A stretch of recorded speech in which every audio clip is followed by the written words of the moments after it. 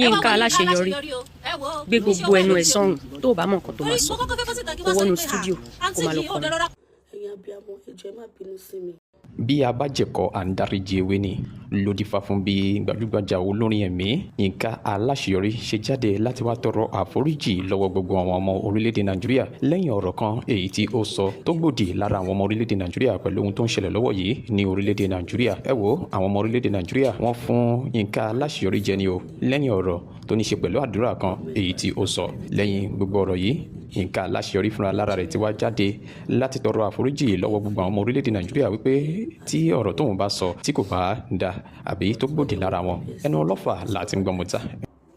I did a video 2 days ago about 1 hour 30 minutes praying for the kidnapped children, grieving family, government brass, that was the 3 arm of government, the military, Nigerian land, and everybody in pain as a whole.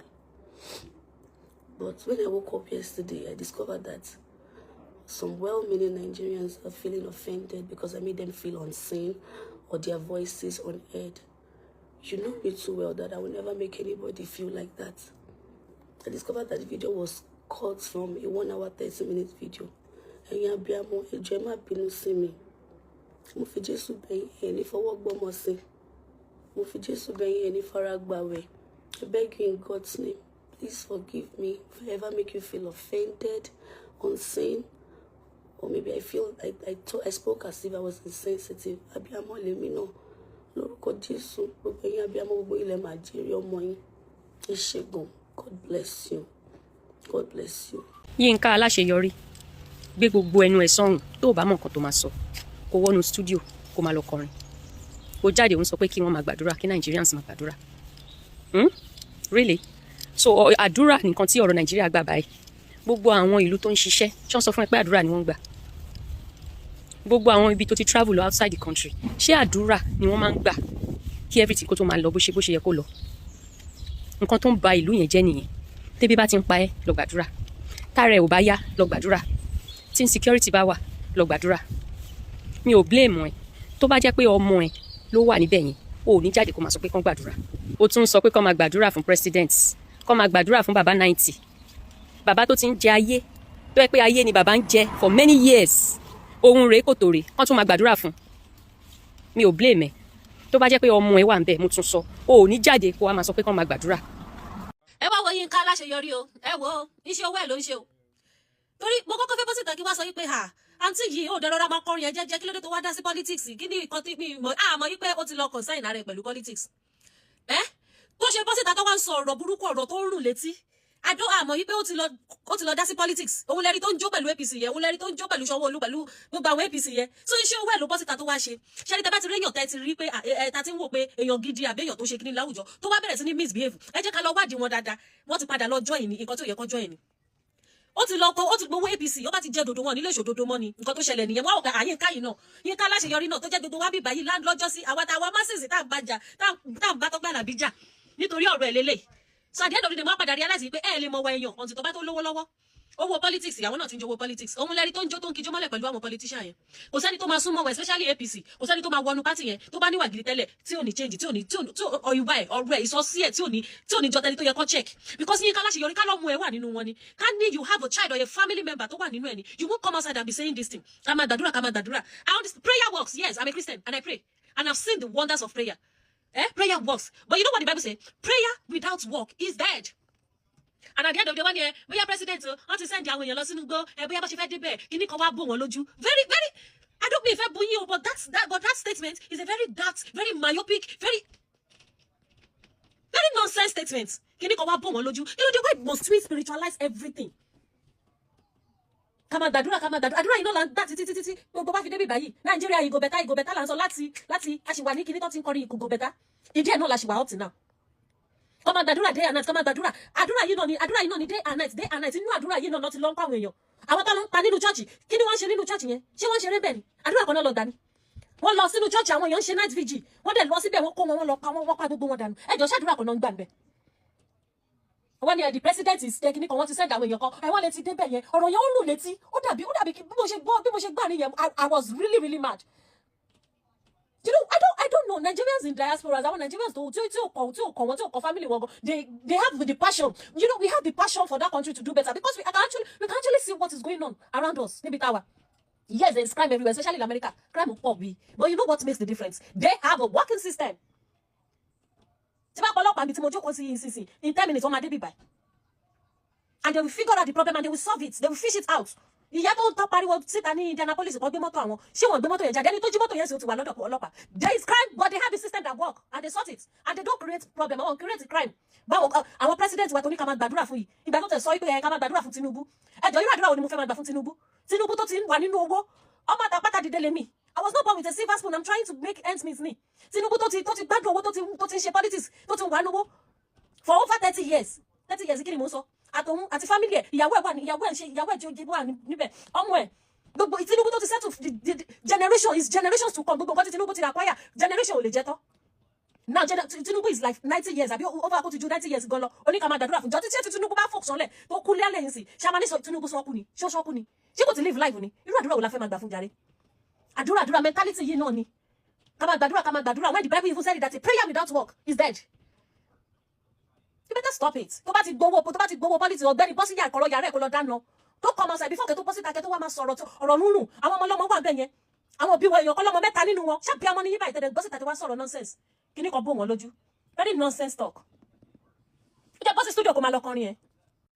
Yinka Alaseyori àánú ẹ̀ ò ṣe mí ṣorí Nàìjíríà ni máa sọ fún pé do what makes you happy tó bá do what makes you happy àwọn náà máa drag Nàìjíríà ni máa sọ fún pé if I cheat if men cheat you too cheat àwọn náà máa sọ fún ẹbẹ o tó bá wá ṣe àwọn náà máa drag wọn gbé hànú Nàìjíríà náà máa sọ fún pé as a freedom of speech o lè sọ nǹkan tó bá wọ̀n ẹ́ kò yẹ kó jẹ́ problem tó o bá sọ àwọn náà máa gbé hànú àánú ẹ̀ ò ṣe mí ó jẹ́ lọ́jọ́ kan rẹ̀ ìjọ ọmọdún mélòó òun ni ẹ́.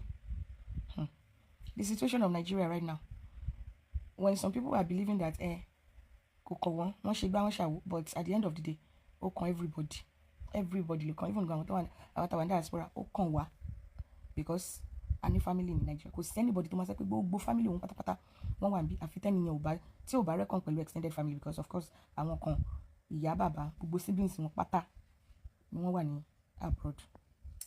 A mọ̀ pé prayer máa ń work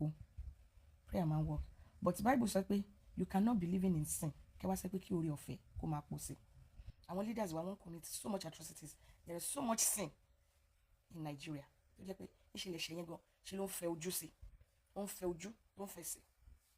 Àwọn tó ń try láti make things right yes prayer is working for them ṣé tẹ̀lé a lot of time I need gbogbo ká máa forí wa gbágbágbáwo. The main thing that we need is do the right thing. When you do the right thing and use the prayer to back it up ìgbà yẹn làdúrà máa ń gbà. Even situation in Nigeria as a country there's so much atrocities going on even within our leaders.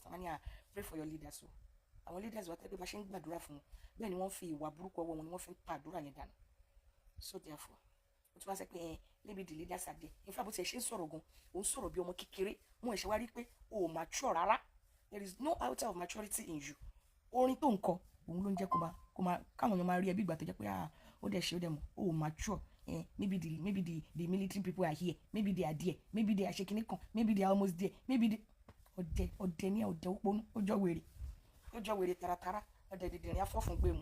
Hallelujah. Hallelujah. Yinka Alaseyori, I saw the video you did. You understand? Concern the children stuff. But àgbékalẹ̀ yẹn ó kò dúró gẹ́gẹ́ bí abiyamọ. A mọ̀ bí tẹ́ jà fún. A mọ̀ ìlú tẹ́ jà fún. Bóyá ìlú àwọn presidential àti governorship lẹ́jà fún ni àbí motherhood bóyá ẹ feel pain àwọn abiyamọ. Alaseyori, as at 10 years ago you can't come online and say all this. 11 years ago you can't come online and say all this. You understand? Because you are pushing your career. Ọlọ́run dẹ̀ ti bẹ́ẹ̀ gbé ó ti gbé débi tó máa gbé dé. Ọlọ́run ti gbé ó ti gbé tó máa gbé dé nísìnyí ẹ ti mọ bẹ́ẹ̀ travel out ẹ lè fly àwọn ọmọ yín kúrò ní countries àmọ́ rí ìbá kú. So you want to tell me that àwọn tó gbé ọmọ wọn yẹn sì wọn ò gbàdúrà tó? No, ó fẹ́ sọ fún mi wípé tó bá bímọ lé ìtọ́mọ ẹ̀ṣẹ̀ láìsí lọ́la kò gbàdúrà tó. Abẹ́ni tó bí ọmọ ẹ̀ tọ́mọ ẹ̀ wà láàyè tó wà láàyè yẹn òun ló azin òun gangan ní ẹyinjú Ọlọ́run ẹ wà careful. Remember that social media made you. Remember social media made you. Àwa mọ̀tàn àwa gòṣà àmọ̀tàn àwa rí o àmọ́ bó ṣe ń lọ o. Nígbà tó ń dúró àjẹjọ́ kìíní àná àwa pẹ́ láwọn tí ẹ pa wá dúró tán o. Wà abiyamọ la wa o. Abiyamọ ru èmi abiyamọ ni mi. Tó bá dọ̀rọ̀ ọlọ́mọdé, èmi máa ń gbé parí ni o. Màmá kan sọ̀rọ̀, ó ní ọmọ òun mẹ́rin ló wà nínú ibi àwọn ọmọ tí wọ́n jí gbé. Àti ìyàwó ọmọ òun. Àwọn kan wà tí yẹ pé ìyá bí ìyá bàbá ló máa tọ́ wọn, tí pé àwọn màmá wọn ti kú. Àwọn kan wà tí yẹ pé àwọn dúró gẹ́gẹ́ tó máa jèrè ọmọ. Ẹjọ́ tí ò bá ti kùn ẹ́ má ṣe bí pé òun náà ń gbàdúrà ẹ̀jù jọ nítorí Ọlọ́run jọ àwọn tọmọ ti kú mọ́ lọ́wọ́ lọ́mọ àwọn lè rí létò àwọn tó ti ní miscarriage tó ti ní ẹyọ kan àwọn lè rí létò be careful. Yorùbá ní ọmọ ní kú ó sọ̀dọ̀ ẹ nínú lọ o. You understand? My mommy, I'm going to school. I'm coming back soon. Okay, what do you feel like eating? Mommy, cook Indomie for me. Indomie tutu. Don't let it bad gel. Kò rọ́mọ jẹ́ o. Ẹ wà careful. Ara ń ta wá lẹ́ni o. Ara ń kan mi o. Ẹ sọ pé àwọn ọmọ yín ni. Wọ́n ń ṣá àwọn yín. Kò ń ṣọmú ẹ. Ó sọ bí abiyamọ kò ṣọmú ẹ. Wọ́n kò fẹ́ jà fáwọn politics. Wọ́n mọ̀ pé ó ti gbowó. Ó máa kọrin nígbà election. Wọ́n máa ti gbowó fún ẹ. Ó ti kó lànà Kristi. Àwa ti gbà. But jọ́ torí Ọlọ́run. Maintain your musical lane. Please jọ́ torí Ọlọ́run. Jọ. Èmi fọ́ fún ẹ. Mo fọ́ fún orin ẹ. You understand? Orin wà náà orin tó máa jẹ́ kí n sùn tí bá ń ronú tí wọ́n wà depressed àwọn orin ẹ̀kọ́ wà tí ẹ pé mi ò kí fi ṣeré but now please máa ẹ̀kọ́ rọ ọmọ di pé a máa bẹ̀ sí ogun ọmọ ẹ̀ sí ń já orin mo dẹ̀ gbàdúrà fún ẹ̀ ó ti gbé e lọ sókè o ò ní jábọ́ ara ń ta àwà mú fún náà bàbí ẹ o. Mo bí tó jà fún o ibo tó jà fún ṣé ọ̀dọ̀ abiyamọ ló wà ní ọ̀dọ̀ àbọ̀dọ̀ àwọn president àwọn president kí ló dé and you're supporting them indirectly so you want to tell me that àwọn parents yẹn wọn gbàdúrà tó. Can you even come out 12-11 years ago and say all those bullshit?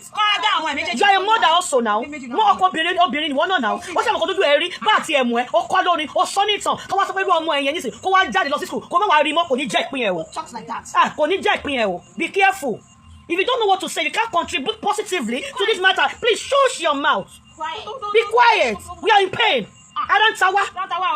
Arantawa jọjọ Arantawa. Kí ló dé gọ́sẹ̀f? Okay nísìn tó bá ṣẹlẹ̀ tán nísìn ẹ̀ máa package ara yín Europe ya Canada ya USA ya àbí àwọn kò dẹ̀ lè lọ. You are saying ó wá sọ pé ó lẹ̀ àti tó sọ̀rọ̀ kan bẹ̀yẹn ó ní àwọn security personnel wọ́n lè lọ ojú wọn ṣú wọ́n mu gàrí jù ni lójú wọn ṣe ń ṣú ara ń ta mí o ara ń kan mí o be careful o ara ń kan mí o oníkà àwọn kan mọ bí ọmọ ṣe ó ìyá ọmọ lára o ó ti lẹ́yìn tó ṣe operation tí òde gbọ́ tó dẹ̀ lọ́mọ gbé wálé wọ́n máa be careful má sọ̀rọ̀ àwọn èèyàn gba tiẹ̀ o bó tí o ti ṣe má ṣe bẹ́ẹ̀ don't do that. bẹ́ẹ̀ni adébọ̀tẹ́ bí lápọ̀bìnrin yìí sórí pé tí bá wà depressed bí mo ronú ó ní orin ẹ̀kan tí bá ti gbọ́ bẹ́ẹ̀ máa sùn ni àbọ̀ má wo ìfẹ́ láfi gbọ́ ni tàbí sùn o mo máa dìrí tiẹ̀ sísìn ni kí ni ó ní ẹgbẹ́ òtí ẹ̀dùn wọn létí mi fèsì entertainment ẹ o fèsì gbogbo iṣẹ́ o ọlọ́run tó ń gbà fún òde padà lẹ́yìn ẹ o jọ torí Ọlọ́run o a ní káwọn pastors jáde káwọn wòlíì jáde káfọ àjáde babaláwo jáde kọ́ lọ fi conference àwọn ọmọ so ilé kan máa dáwọ́ wọ́n pa àwọn ọmọ ìkábàbí ṣe báyìí náà wọ́n pa àwọn ọmọ wọ́n yìnbọn fún wọn wọ́n fọ́ wọn lórí and you are saying all this bullshit in your own comfort zone. 2 years old 5 years old. Are you joking? Hello Alaseyori o Alaseyori I'm boiling. You can't give your own children a maximum security. Because you have the money, because you have the fame, and you not believe people that can't give them one useless ọ̀gá gbogbo eléyìí gbogbo ìjàbíà money àti tayé àti tọ̀run ló máa gbé àwọn ọmọ ìjáde wo ṣẹlẹ̀ celebrities ẹ jọ̀ọ́ torí Ọlọ́run tẹ́ bá ti mọ̀ wé pé ìyẹn lọ ẹjọ́ ti ṣe fún yín tẹ́ bá ti mọ̀ pé ẹ ní kò lè sọ sọ̀rọ̀ yìí ẹ má sọ̀rọ̀ o election tí ń bọ̀ nísìnyí wọ́n máa gbowó fún ẹ ó ti jẹ́ dodo ó lè sọ òdodo kí ló dé kí ló ṣẹlẹ̀ gọ́gọ́ kí ló dé gọ́sẹ̀f kí ló ṣẹlẹ̀ gọ́gọ́ ó ti gbàgbé ni bọ́ọ̀tà ni ṣebí sójà mídíà ló gbé ẹ àwọn èèyàn ló gbé ẹ lórúkọ Jésù ò ní jábọ̀ o ò dẹ̀ ní ṣubú o màmá náà ti lórúkọ mi ò fọ́ o abiyamọ dẹ̀ ni mí o ní ṣubú yìí tó sọ ìyàwó fẹ́ o fẹ́ sórí àwọn gbádùn ẹ̀ ohun ẹ̀ ò dẹ̀ ní ha instrument ò ní gbé ẹ jọ́ nítorí Ọlọ́run o ní rògbò electric shock tó bá di máìkì mú jọ́ nítorí Ọlọ́run fẹ́ sórí ẹ̀ orí ẹ̀ ò ní kú o nígbàgbé ọlọ́yẹ kan ní studio fẹ́ sórí ẹ̀ Yinka. Any Malebi, a lot of you have sent me DMs about the fact that I didn't say anything about Yinka Alaseyori. So this is my unpopular opinion. Some of you might not agree with it. There was a part where she mentioned we need to pray. Do we need to pray? Yes. She's a Christian. I am a Christian. Regardless of the situation, do we need to pray? Yes. But now the problem is there's a place of prayer, there's a place of action. On this particular matter, have we prayed? Yes. That means the place of prayer, tick. People that we are praying for in those parastatals that she mentioned, have they taken action till now? No. Let me break it down so that you will get it. Because some of you think that it is unfair to counter the insensitive comment that she made during the prayer thing. Dr. Sheymakin is part of the people that was prayed for, so that at least they can take action. The person that we are using prayer to push, he didn't take action till after like 16 days, where he went to visit the parents. It is not even security operative chasing people. He went to visit the parents. That is an action that does not even need prayer in the first place. It only needs common sense. In the West, if they kidnap or there's a shooting, the next morning or after 2 days after, the head of that community is already there to address issues and to make some statements. Have we prayed for the president as prayer-believing Nigerians? Yes. Till today, the president has not visited the kidnap site. The president has not visited the parents. The last time the president visited a place where there was a problem, or was he a governor? This was the president or a governor. He could not even leave his bulletproof armored car because he himself was scared of what the parents have endured. So you should be a preacher of strength. You are preaching fear. There are things that cannot be mixed with prayer. Prayer and being nonchalant. Prayer and selfishness. Prayer and laziness. Prayer and inconsistency. Prayer and political backwardness. You cannot put them in the same box. Do we need to pray? Yes, now. Are they forced us to pray? No. We are the ones that pray for the children by ourselves. Either nationally, internationally, as a religious body, or individually. But the people that we are praying for, you said they are working. If a government is working or on top of a situation, we will know. You see this particular one, they are not working. They are not working. Because if they work, it will show. See, what's the most basic thing that somebody who is on top of a security situation can do? Go to the site. Speak to the security operative in that place. Speak to the parents. Make a statement in the site. Be a beacon of hope and strength to the entire country. You know, there's a way you present strength that even the terrorists, you have not started anything, no. They are shaking. You have not started anything at all. But the way you present the strength, they are confused. The strength that we have received on TikTok is more than the strength that we have received from our leaders. It's more than the strength we have received from the chief of armed forces. You know him. And then, out of being a religious person, being insensitive to mixed prayer and a political application on a live stream is insensitive. I'm talking too much. Bye-bye. You can't say that presidents or the vice presidents they are not doing what they have to do. They are working. You can't say they are not working. Even the security personnel, when they sumo possible, let's rescue our money. That is the place of prayer. Yes. Sister Yinka Alaseyori o. Èmi ìràwọ̀ méjì láti wọnú ilé yín wá. Mi ò fẹ́ jẹ́ ká máa ranjú mọ́ra wa lórí ọ̀rọ̀ Ògbómọ̀ṣọ́ tó ṣẹlẹ̀ yìí. Àwọn tán kó lọ́nú ilé ń fẹ́ jẹ́ kí nǹkan kékeré á máa ranjú mọ́ra wa níbí yìí o. Ẹ gbọ́ mi dáadáa. Wọ́n lè ti lẹ́mọ̀ kígbe lábẹ́ ẹ̀kọ́ náà lé. Ẹ wá gbọ́ mi mà. Prayer point yín ẹ lọ máa ṣe láàrin ẹ̀yin àtàwọn instrumentalists yín àtàwọn backups yín ẹ lọ máa lead the prayer láàrin wọn. Ẹ gbọ́ mi. Orin ni ká ẹ gbé wá bí. Ẹ lọ máa kọrin iṣẹ́ orin níṣẹ́ yín. Èwo ni wọ́n lè ti. They are working. Àwọn wọ́n sọ fún yín pé àwọn ń ṣiṣẹ́. Àbẹ́yìn lẹ́ ń gbẹnu wọn sọ̀rọ̀. Ẹ gbọ́ mi dáadáa. Tó bá jẹ́ ìjọba lẹ fẹ́ gbàdúrà fún, ẹ gbàdúrà fún ìjọba. Tó bá jẹ́ orílẹ̀-èdè wa lẹ fẹ́ gbàdúrà fún, ẹ gbàdúrà fún. Tó bá jẹ́ àwọn tán wà nínú igbó lẹ fẹ́ fàdúrà ràn lọ́wọ́. Kí ló dé tẹ́ ìdúró lójú kan? Tẹ́ ṣe bálabàla, àwọn olórí wa, ẹja gbàgbà kan, àwọn gbá. Àdúrà láìsí ìgbésẹ̀. À ń sin tanra wa ni. A dùn lábẹ́ ẹ̀kọ́ náà lé. À ní gbé ìgbésẹ̀ kankan. Àdúrà, ìgbésẹ̀, ìrònú. Ó gbọ́ mi. Ìwà, ìṣe. Ó mọ̀ pé gbogbo ń tàn sí láyé. Ìwà lákọ̀ọ́kọ́ gbé kalẹ̀ ká tó máa mọ gbogbo ẹ̀ lé. Ó mọ̀ pé láìsí ẹ̀ṣẹ̀ ìjìyà kò sí. Ẹ bá ṣe gbogbo ẹ̀ lápapọ̀ pé kí ló lè fẹsẹ̀ tí jìyà fi tó báyìí. Ibo lẹ̀ṣẹ̀ ti ń bọ̀ àwọn baba ńlá wa ló ṣẹ̀ ni àwọn ìyá ńlá wa ló ṣẹ̀ ni àwa gan láti kọ́ bẹ̀ ṣẹ̀ ni. Ẹ wá ń ṣe wọ́n lè tí ẹ má jà máa ranjú mọ́ra wa lórí ọ̀rọ̀ yìí o. Ẹ jẹ́ kí gbogbo lọ sọ agbẹ́jọ́mọ́wọ́ kọ́kàn wa lè bá balẹ̀ nínú ògo. Orin lásán pé ẹ wá kọrin.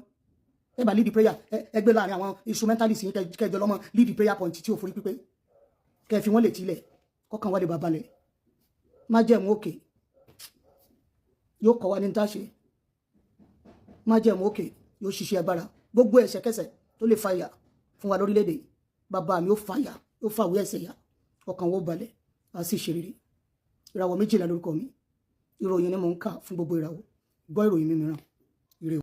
Yinka Alaseyori ó jáde mo mi ó ṣe ó rà pé live chat ni but àwọn nǹkan tí wọ́n cut táwọn èèyàn cut ni mo ṣáà ń rí so mo wá lọ wò mo wá rí pé bóyá ó sọ̀rọ̀ nípa nǹkan tó ń ṣẹlẹ̀, the abduction of these innocent kids in Ògbómọ̀ṣọ́ àti gbogbo kidnappings tó ń ṣẹlẹ̀ káàkiri. So ó sọ̀rọ̀ nípa pé ìjọba ń gbìyànjú, wọ́n ń ṣiṣẹ́, àdúrà ni ò tó. Adéyínká ò ní jábọ́, Ọlọ́run ò ní padà lẹ́yìn ẹ̀ lágbára Ọlọ́run. You know, there are some things tá a gbọ́dọ̀ máa bára wa sọ. You are my favourite anytime any day, I love you, bẹ́ẹ̀ ni. But èèyàn tó bá nífẹ̀ẹ́ yẹn ló máa ń báyọ̀ sòtọ́ ọ̀rọ̀. Má jẹ́ káwọn èèyàn máa gà ẹ́ o pé kí ló sọ tó burú kìíní kan. Ẹ jẹ́ ká flashback. Tó lórin bá ń make ẹ̀ táyé ń fẹ́ àtìlẹ́yìn Ọlọ́run ni o àti àwọn fans. Same thing pẹ̀lú àwọn ìwọ tó bá ń ṣe tójọ́ ní tíátà òṣèré orí ìtàgé or tó jẹ́ content creator tó ń rí views tó ń rí èrò lẹ́yìn ẹ̀. Ọlọ́run tì ẹ́ lẹ́yìn lóòótọ́ ṣùgbọ́n àwọn èèyàn ló máa kọ́kọ́ gbé ẹ, Ọlọ́run àwa fa àlùbáríkà sí. Mo wọ̀ pé ní 2020 during COVID lèmi jẹ́jẹ́ máa mọ Yinka, àwọn èèyàn dẹ̀ tẹ́wọ́ gbà, wọ́n sì ń tẹ́wọ́ gbà dì sí, mi náà sì tẹ́wọ́ gbà dì sí o. Báwọn kankan wà tá a gbọ́dọ̀ máa bára wa sọ, ẹ má jẹ́ ká máa ṣe àbòsí, ẹ má jẹ́ ká máa ṣe bí wípé a fẹ́ máa protect ìkòkò ọbẹ̀ wa at the expense of other people's agony. Ìyẹn lèmi ò ní faramọ́. Ní 2023 tá bá rántí bàbá kan tó ń kọrin tó wà l'Abuja báyìí, ọmọọba de Jombo àbí nǹkan ṣe àwọn kidnap ẹ̀gbà yẹn, Kogi ló ń lọ, ó fẹ́ lọ ṣeré ní Kogi o. Ọjọ́ 4 àbọ̀jọ́ 3 kọ́ ni wọ́n lu àtàwọn band boys ẹ̀ ń lò lákàtà àwọn kan tó free wọ́n gbà yẹn. Yinka, gbogbo àwọn ibi tí wọ́n máa ń pè é lọ outside Lagos, mo máa rí wípé ìsìlẹ̀ kan gbé plane lè fún ẹ ọ̀ kó gbowó plane owó iṣẹ́. Ẹ má jẹ́ ká máa tanra wa jẹ. A ti gbà pé Israel tó ní ẹ̀sìn gan, ìlú tó bí Jésù sí gan, wọn ò gbé ẹ̀sìn lórí báyìí. Àwa ti gba fra mẹ́sìn, aya àdẹ̀jọ́ ń lù lọ bẹ́ẹ̀, ó ti tán. Kájọ máa lo fra yẹn pọ̀ lọ́mọ ìpẹ̀lẹ́ sí, torí mi ìwà mọ̀ bóyá Jerusalem ó tún ti pé méjì tá a jọ ń lọ, torí mo ṣáà ti dé bẹ̀rì, mo rí i pé ẹ̀sìn yẹn àwọn ọ̀ràn yín bọ́ ṣe ti gbogbo wàhálà lè tó yìí. Israel tó lẹ́sìn gan tán bí gbogbo prophet ayé ìsínú ẹ̀, ibẹ̀ ni Job wà o, ibẹ̀ ni Samuel, ibẹ̀ ni Solo, inú ìlú tí gbogbo wọn wà. Wọ́n ń jagun o, tógun bá dé wọ́n bọ́ síta o, wọ́n bọ́ síta pẹ̀lú jagamu wọn. Wọ́n sọ pé àyànfẹ́ Ọlọ́run ni wọ́n, bọ́n ṣe jẹ́ àyànfẹ́ Ọlọ́run tó tọ́lọ́run níwọ̀ tó bá kojú wọn o lè má borí. Wọ́n ṣe ń jagun tí wàhálà tán bá ní wọ́n kó ọmọ Israẹli kan síbi kan ẹni wọ́n wá jókòó sí ẹ̀ṣọ́ kan máa jókòó wọ́n kọ́wọ́ rọ̀ báyìí sínú synagogue, wọ́n máa pray, oh Father Lord we adore you, bring them back safely. Ní kíni wọ́n máa lọ jagun, wọ́n lọ kó àwọn èèyàn wọn kúrò ńbẹ̀ ni. So Yinka jọ, the politics heated already. Ẹ jọ̀ọ́ gbogbo àtàbá fẹ́ dá sí ọ̀rọ̀ tó wà nílẹ̀, ẹ jẹ́ ká rọra sọ, ẹ jẹ́ ká rọra sọ, kò torí wípé bóyá àti wá ń bá wọn tí wọ́n wà níjọba ṣe pọ̀, tán bá fẹ́ ṣe nǹkan, òun ṣeré fún Sanwó-Olú, òun ṣeré fún wọn lógùn state, ó wà láàrin àwọn tí wọ́n the movers and shakers of the society. Tó o bá ní sọ̀rọ̀ síbi tọ́rọ̀ ọ̀rọ̀ máa wò ń tiẹ̀, kálẹ́mi ní ẹni irú eléyìí tó ṣe yẹn, bá kàn fi ṣe prayer session. Please join me, let us pray for Nigeria, let us pray for the abducted children, let us pray for everybody, let us pray for their leaders. Ó ti wà pa, ṣùgbọ́n wọ́n ń ṣiṣẹ́ àdúrà ní òtó kìíní kan, wọ́n ń ṣiṣẹ́ iṣẹ́ dà. Má jẹ́ kí n dí àyè pé tọ́ má ti gbéṣẹ́ fún ẹ l'Abuja, má gbà owó plane owó iṣẹ́, Ọlọ́run pèsè fún ẹ oní bọ́ọ̀sì.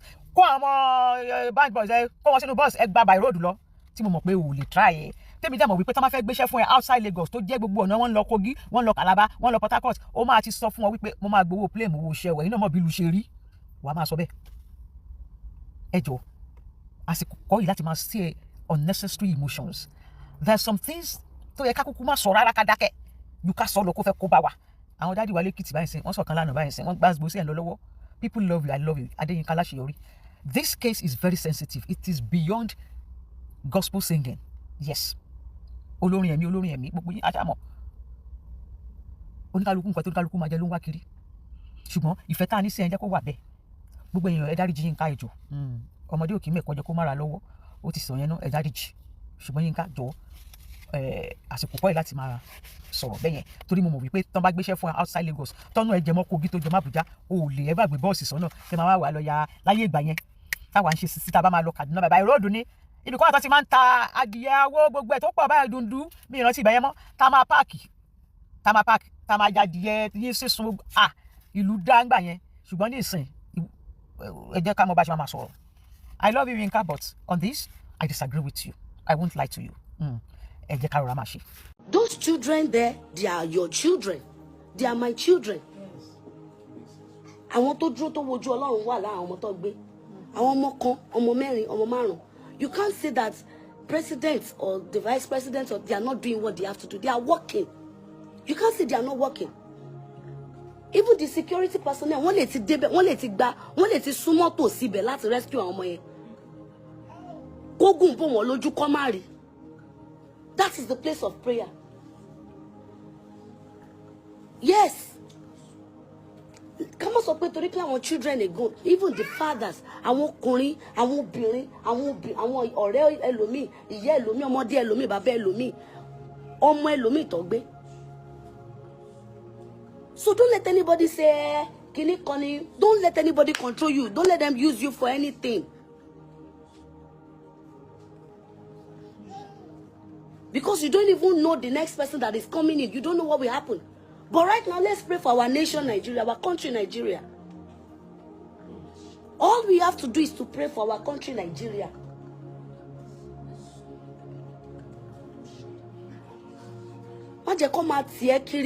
This time is the time. Every individual in your houses, you need to pray for these children. You need to pray for Nigeria. The soil, the air, the grass. We need to pray for Nigeria. You need to pray for the president to the last person. We all need prayers. Security personnel need prayers. Bàbá ẹlòmíì lẹ́ni kó wọnú igbó yẹn. Yes. Ẹ̀gbọ́n ẹlòmíì ojúkọ ẹ̀pọ̀ ojúkọ èrè mi ni sójà tẹ́ni kó wọnú igbó yẹn nù. Àwọn náà need àdúrà. Every parastatals, every section ló need àdúrà ní orílẹ̀-èdè.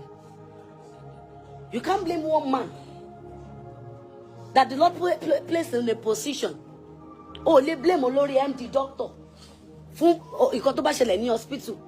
Oh, lè blame wá sọ pé it's the nurses, it's the clinical. You can't blame them. They can't oversee all. That is why we are there as the citizens of this country to pray. Because àwọn ọmọ yẹn àwọn ọmọ wa ni o. Their innocence has been taken away. Ọmọ ọdún méjì, ọmọ ọdún mẹ́ta, ọmọ ọdún mẹ́rin. Obìnrin wà láàrin wọn, wọ́n já gbogbo wọn sí wòwò ni o.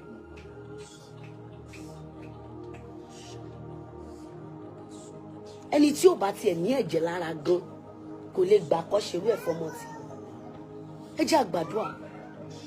Látòrí president ní ká ti bẹ̀rẹ̀ àdúrà yìí dórí ẹni tó kéré jù. Ọlọ́run fún wọn lọ́gbọ́n àti ìmọ̀ àtòyé. Ọlọ́run ràn ilẹ̀ yìí lọ́wọ́. Nàìjíríà ò gbọdọ̀ dojúrú. Táwọn bàbá wa nínú ìgbàgbọ́, if our pastors are talking 5 àti 6 years ago ló ti bẹ̀rẹ̀ kíní yìí o. Àdẹ̀ fura tí tó fi dè ní. 6 years ago ló ti sọ pé the prayers are not working. If you go to other countries, they are doing this, but they are not praying. No. The prayers are working. Torí ìlú Yorùbá ti bàjẹ́ jù báyìí lọ, àdúrà yẹn ń ṣiṣẹ́.